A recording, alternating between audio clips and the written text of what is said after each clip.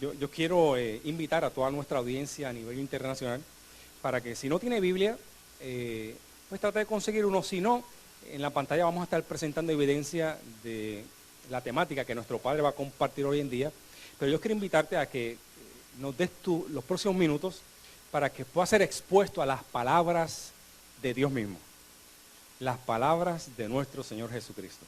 Así que por instrucción de nuestro Padre hay una temática que Él quería que compartiéramos hoy en día, y la temática es los que aman su venida. Los que aman su venida. Vamos a la primera, más bien a la segunda carta del apóstol Pablo a Timoteo, capítulo 4, verso 8. Vamos a estar tocando 4 puntos principales hoy el día. El primero de ellos va a ser precisamente los que aman su venida. Segunda carta del apóstol Pablo a Timoteo, capítulo 4, verso 8. Por lo demás, me está guardada la corona de justicia, la cual me dará el Señor juez justo en aquel día. Y no solo a mí, sino también a todos los que aman su venida. El apóstol me preguntaba y me decía, Rafa, fíjate, ¿en qué forma una persona puede mostrar que ama al Señor? Porque el fundamento que el apóstol Pablo establece, y naturalmente, él lo que hace es que está profetizando. Lo que Pablo está presentando aquí es una profecía. Fíjate, observamos nuevamente cómo Pablo lo presenta. Por lo demás me está guardada la corona de justicia, la cual me dará el Señor juez justo en aquel día. Y no solamente a mí, sino también a todos los que aman su venida. Entonces el apóstol decía, ¿cómo una persona puede mostrar que ama al Señor? Porque es una profecía en aquel día. Mira este verso, en la primera carta del apóstol Pablo a los Corintios, capítulo 16, versos 21 y 22. Primera carta del apóstol Pablo a los Corintios, capítulo 16, versos 21 y 22. Yo, Pablo, os escribo esta salutación de mi propia mano. El que no amare al Señor Jesucristo, sea anatema. El Señor viene.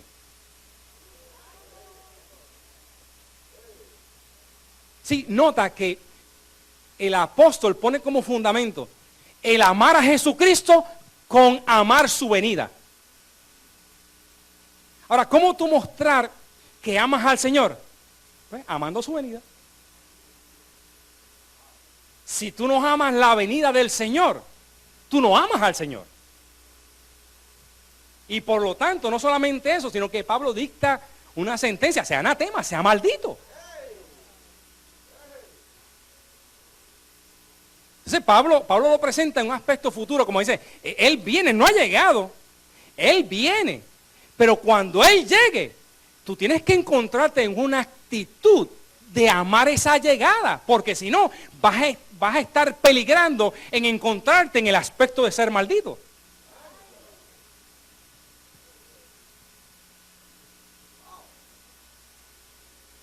Digo,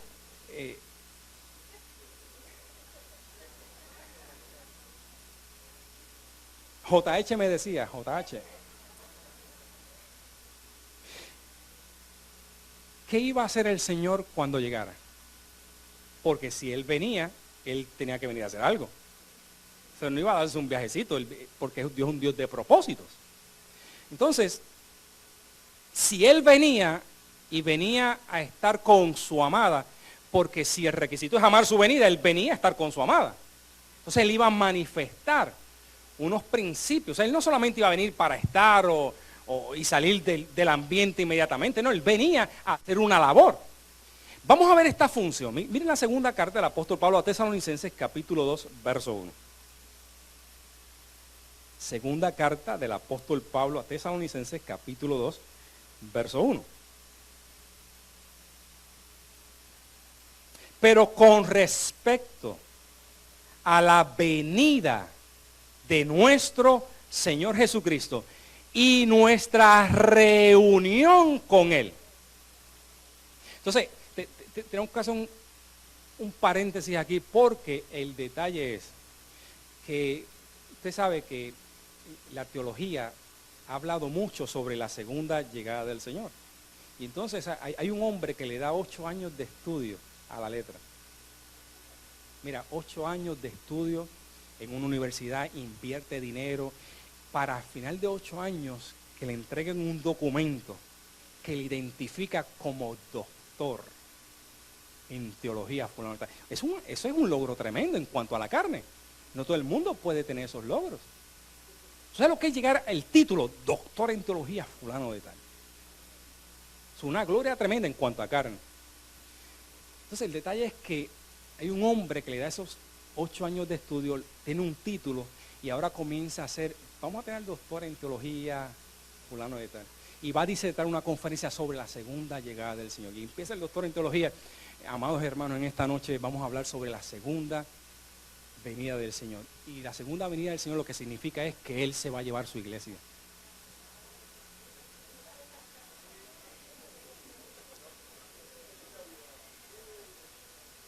Ocho años de estudio para concluir que venida significa salida.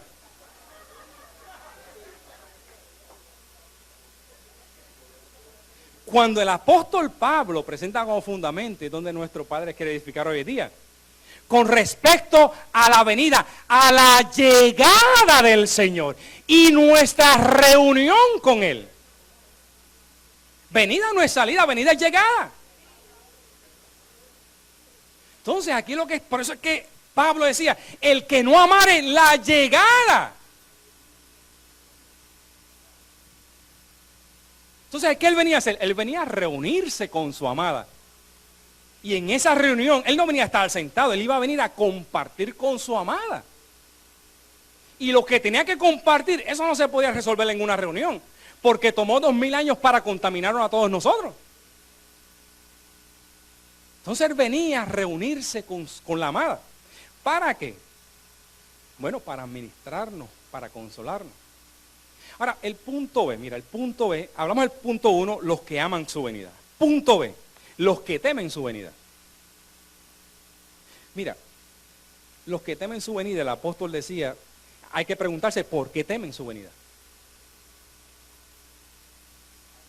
Sí, todo temor que una persona pueda tener es por causa de una mala experiencia o de una mala información. Entonces, hay un grupo, cuando Pablo dice, los que aman, implica que hay otros que no aman. Entonces, hay un grupo de personas en esta tierra que no aman la venida del Señor. Entonces, la pregunta lógica, ¿por qué hay personas en el mundo que no aman la venida del Señor? El apóstol decía, por causa de que poseen una mala información. Diga, mala información. Sí, porque lo que produce temor en un individuo es la mala información. Entonces, miren, el sistema religioso, cuando yo estaba en el sistema religioso y se hablaba de la segunda venida de Cristo, yo decía, no vengas hoy. No vengas hoy, muchachos, porque la conducta, no ve que la salvación se esperaba, y si el Señor viene y no te encuentra haciendo así. Pero como el día y la hora nadie lo sabe, y si Él llega cuando no te conviene que llegue. Entonces, la segunda venida no era de agrado, era de temor. ¿Por causa de qué? Pues por causa de que los que temen porque viven por obras. Y como por las obras ningún ser humano será justificado, y como nadie le puede cumplir la ley, naturalmente implica que diariamente viven en temor. Porque diariamente tú te vas a encontrar haciendo faltas en carne. Porque estás viviendo por obra. Hello. Ahora, fíjate, ¿por qué tienen temor? Bueno, porque el apóstol de ellos, Pedro, el presidente de la circuncisión, Pedro, comenzó a decir, porque un día los elementos ardientes serán quemados. Sí, el presidente de la circuncisión. Y luego el vicepresidente Santiago no se atrevió a tomar ese tema. Santiago dijo, no muchachos, yo no me meto ahí. Pero entonces el secretario, Juan, comenzó a decir en Apocalipsis, porque el lago de fuego y azufre, cuando venga la segunda venida del Señor, las terceras partes de la tierra serán quemadas. Pero yo no quiero la segunda venida. ¿Qué quiere la segunda venida? Si la implicación de la segunda venida, de acuerdo a la circuncisión, es juicio y condenación. Entonces, los discípulos de ellos, ¿cómo van a estar? ¿Van a amar la venida? No, porque para ellos es fuego y azufre. Para ellos es condenación. Hello. Oye, y Juan decía, oye, para que aquel día no nos alejemos avergonzados. Quiere decir que estamos ante una situación bien elegante. Por eso es que los que son del apóstol Pablo, entiéndase de nuestro Padre, no le tememos miedo a la segunda venida. Nosotros amamos su venida. Y naturalmente, cuando decimos que amamos su venida, tiene que haber un fundamento, una información que me lleve a mí a andar en reposo y amar su venida. De la misma forma que hay una información que causa temor, pues hay una información que causa amar esa venida. ¿Será porque nuestro Padre nos ha enseñado que con una sola ofrenda fuimos hechos perfectos para siempre? ¿Será porque nuestro Padre nos ha enseñado que con un solo sacrificio Él quitó de en medio el pecado? Y que la iglesia no está puesta para ira, sino para alcanzar misericordia. Pero naturalmente, oye, en esa reunión, Él venía entonces a comunicarnos unos principios, precisamente para que no le tuviéramos miedo. ¿Cuál es el principio de esa reunión? Cuando, por ejemplo, yo le digo, pues vamos a hacer una reunión, entonces después usted pregunta, ¿y qué se discutió en la reunión? Sí, porque la reunión es para un propósito, no es para mirarnos la cara.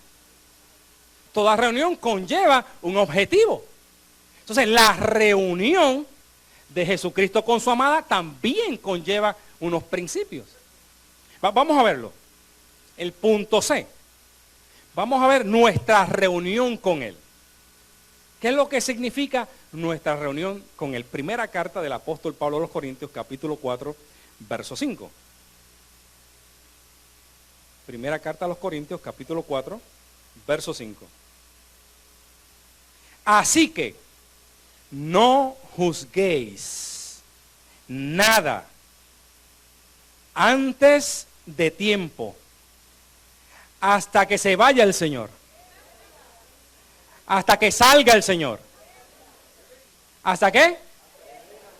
Hasta que venga el Señor, y cuando Él haya llegado, aclarará también lo oculto de las tinieblas y manifestará las intenciones de los corazones, y entonces cada uno recibirá su alabanza de Dios.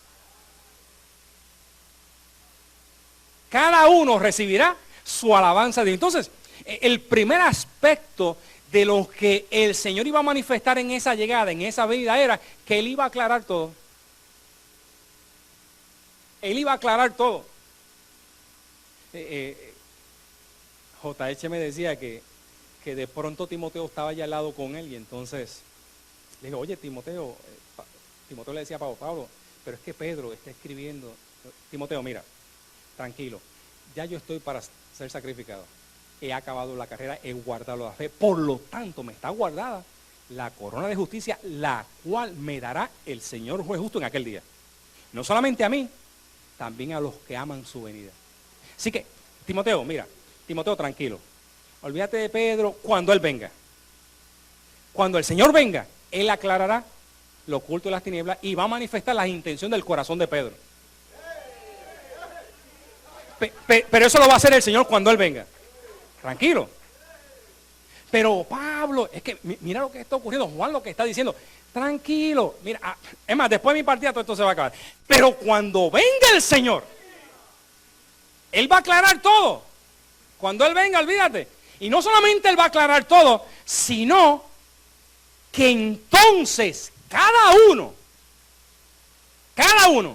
recibirá su alabanza de Él, de Dios.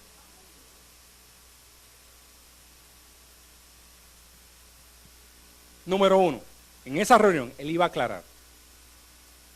Y cada uno iba a recibir, diga cada uno, su alabanza de Él. Bueno, número dos. Él venía a confirmar. Romanos, carta del apóstol Pablo a los Romanos, capítulo 16, verso 25. Romanos, capítulo 16, carta del apóstol a los Romanos, capítulo 16, verso 25.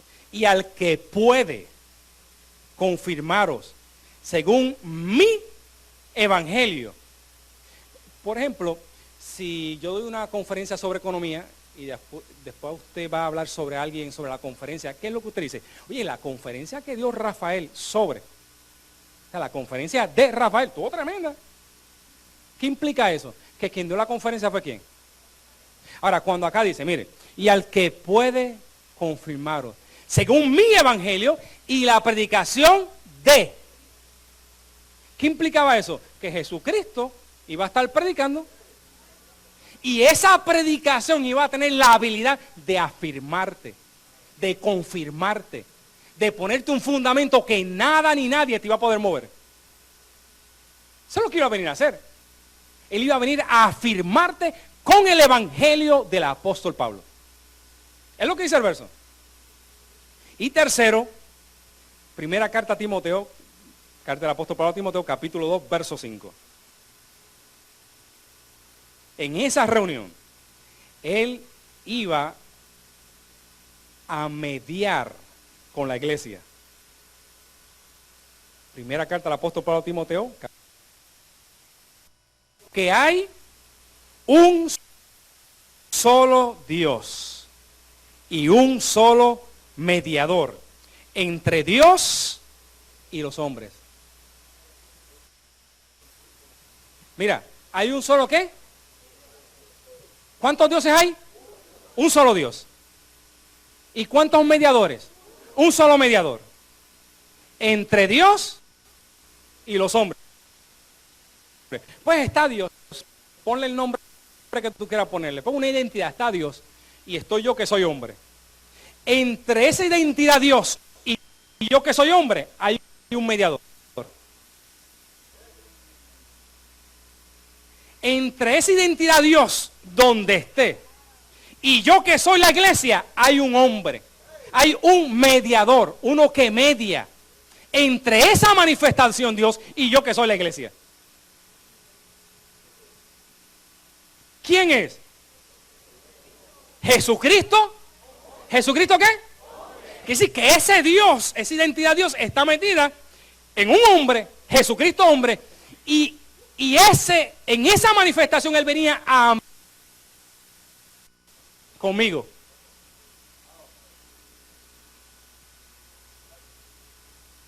¿Qué significa mediar? Él venía en una manifestación de tiempo y espacio como humano. Él no podía venir como espíritu, porque Él mismo estableció unas leyes espirituales donde los espíritus no pueden comunicar con carne. Para Dios poder hablar misma dimensión de tiempo y espacio.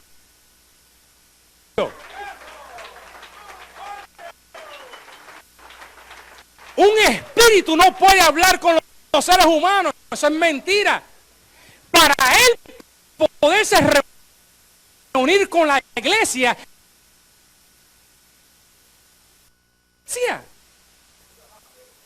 por eso solo Dios y un solo mediador.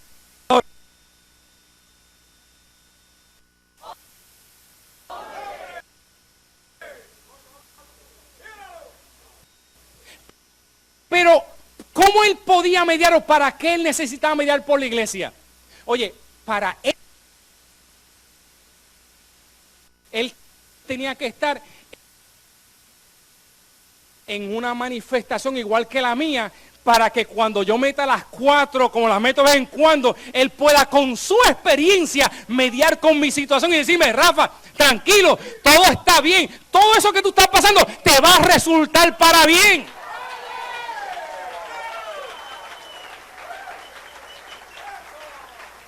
Porque si él viene como espíritu, no me vengas tú a decir a mí: perdóname, Señor, con todo el amor, no me vengas tú a consolar a mí, porque tú andas en un espíritu y en una carne. Él tenía que estar en un cuerpo tan malo como el mío para poderme consolar.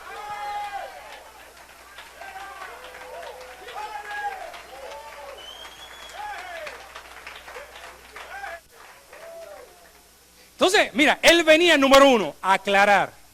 Segundo, en esa aclaración, él venía a afirmarme. Y tercero, él venía a mediar por mí, como mi ejemplo. Por eso es que en este ministerio amamos su venida, porque es que esa venida lo que venía era beneficiarme a mí como iglesia.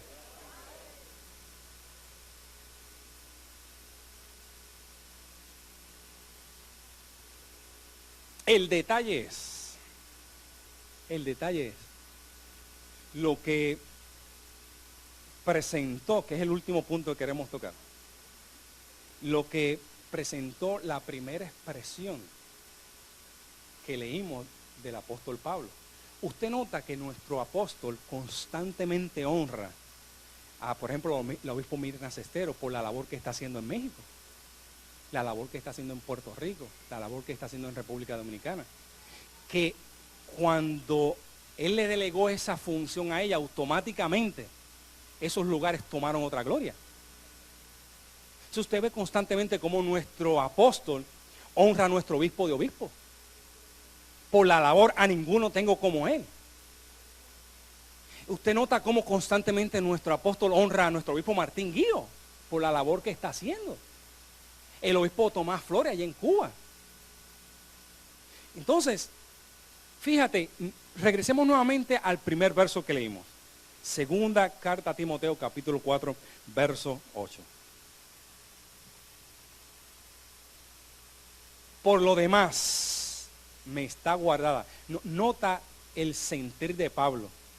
Pablo escribe aproximadamente hace 2000 años atrás. Y hace 2000 años atrás, Pablo está profetizando y esperando una manifestación. Porque Pablo ha sido insultado, abofeteado, maltratado por toda la teología a nivel mundial. Pablo ha sido categorizado dentro de la teología como un loco. Pablo, la teología, estos estudiosos de la letra, han tildado a Pablo como un loco, como un hombre que era un radical, un hombre que no se llevaba. A Pablo la teología lo ha tirado al lado. Han honrado a Pedro, pero de Pablo lo han tirado al lado. No, él era uno más de los apóstoles. Lo pusieron común y corriente. Pero fíjate lo que Pablo está esperando. Por lo demás me está guardada la corona de justicia. Pero esa corona no es una corona de diamante, de diadema, como la que tiene el Papa allá en Roma. Esa es la corona que Pablo está esperando. Por lo demás me está guardada la corona de justicia, la cual me dará el Señor juez justo en aquel día. Va a llegar un día, y Pablo está esperando por 2000 años ese día. Va a llegar un día en el cual el Señor juez justo me va a dar mi corona de justicia. Hoy, el Señor juez justo mundialmente honra quién es el apóstol Pablo. Cuando usted ha escuchado que nuestro Padre ha dicho, el gran apóstol Pablo, el apóstol de la iglesia, hoy nuestro Padre honra al apóstol Pablo como el que puso el fundamento de la iglesia nueva testamentaria.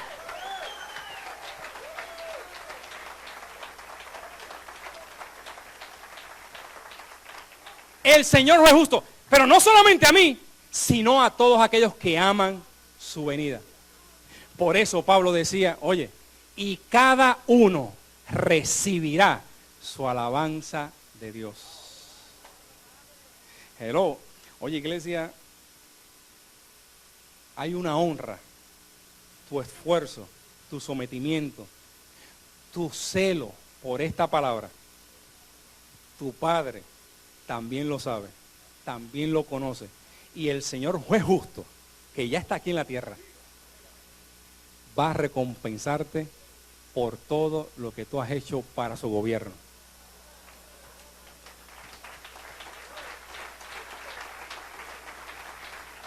Si amas su venida. Oye, ¿cuántos aman la venida del Señor? Diga, yo no soy de los que le temen, yo soy de los que amo su venida, porque ya está en medio de nosotros, y en medio de nosotros juzga. Iglesia, yo te declaro, como lo que ya tú eres, bendecido con toda bendición espiritual.